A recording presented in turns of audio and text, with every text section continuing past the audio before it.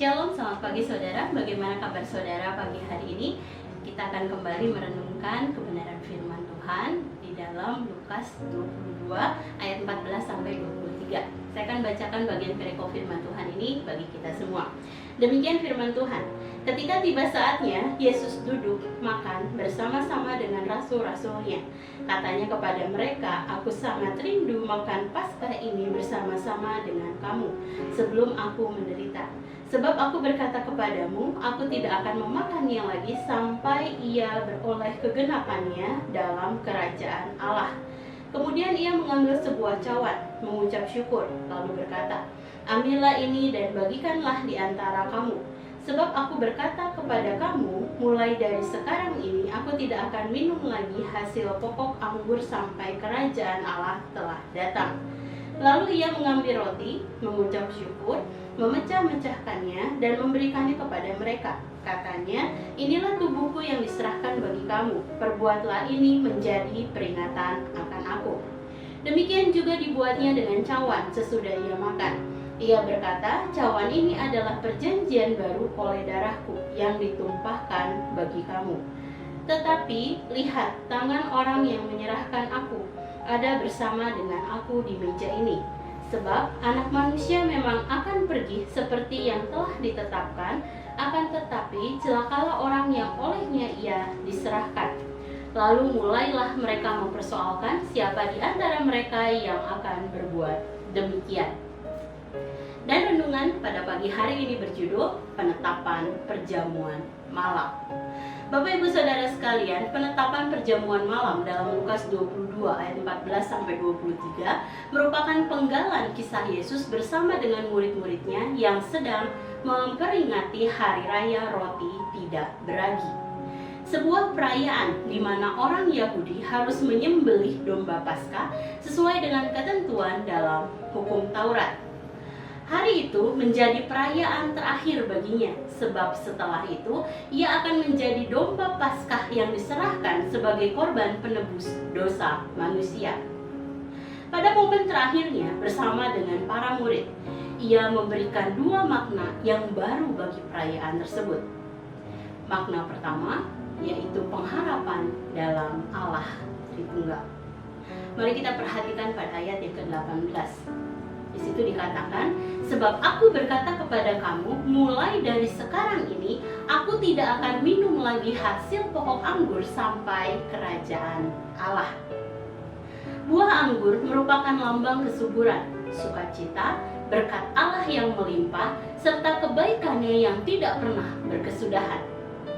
Dengan demikian, makna pertama adalah saat memperingati kematiannya di kayu salib melalui perjamuan kudus adalah mengingat akan tersedianya pengharapan dalam Allah Tritunggal, yaitu kebaikan dan rahmat-Nya yang tidak berkesudahan dalam kehidupan kita. Lalu makna kedua adalah kasih Allah bagi kita. Pada ayat selanjutnya, lalu ia mengambil roti, mengucap syukur, memecah-mecahkannya dan memberikannya kepada mereka. Katanya, "Inilah tubuhku yang diserahkan bagi kamu."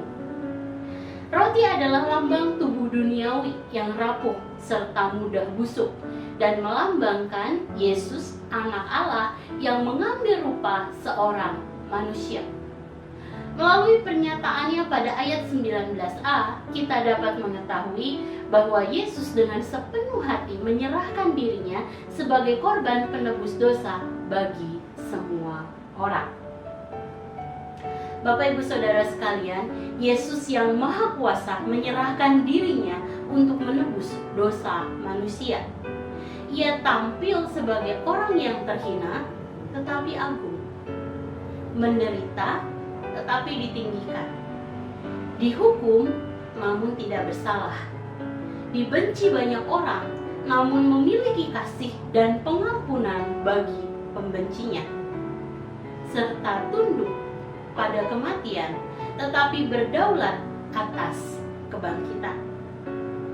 Dengan demikian, renungan hari ini kembali mengingatkan kita bahwa peringatan akan kematiannya di kayu salib bukanlah tentang diri kita, juga bukan tentang apa yang menjadi kebutuhan kita.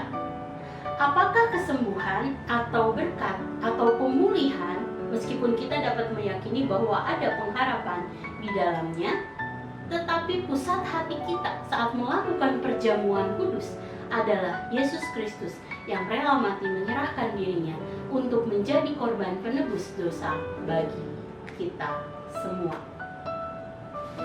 Saudara, mari sejenak kita merenungkan firman yang baru saja kita dengar. Saudara, apakah Yesus Kristus telah sepenuhnya menjadi fokus hati kita saat memakan roti dan meminum anggur saat perjamuan kudus? Jika belum, maka marilah fokuskan hati kita kepada Sang Anak Domba, Yesus Kristus, sebab hanya Dialah yang layak menerima semua pujian dan ucapan syukur kita.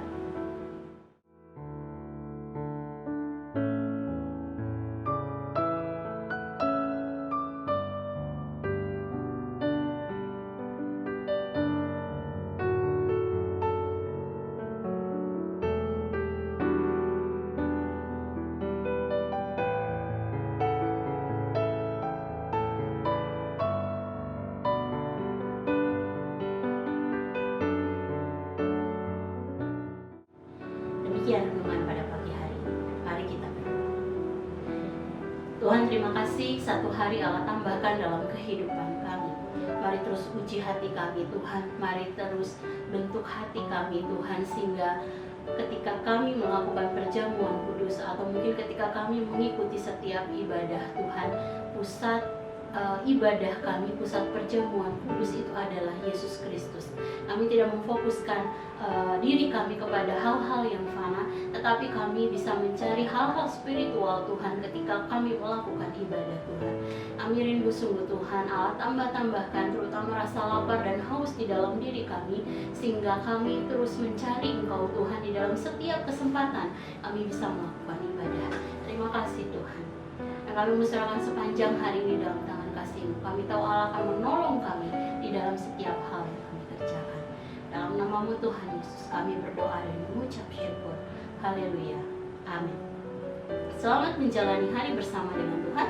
Tuhan Yesus memberkati.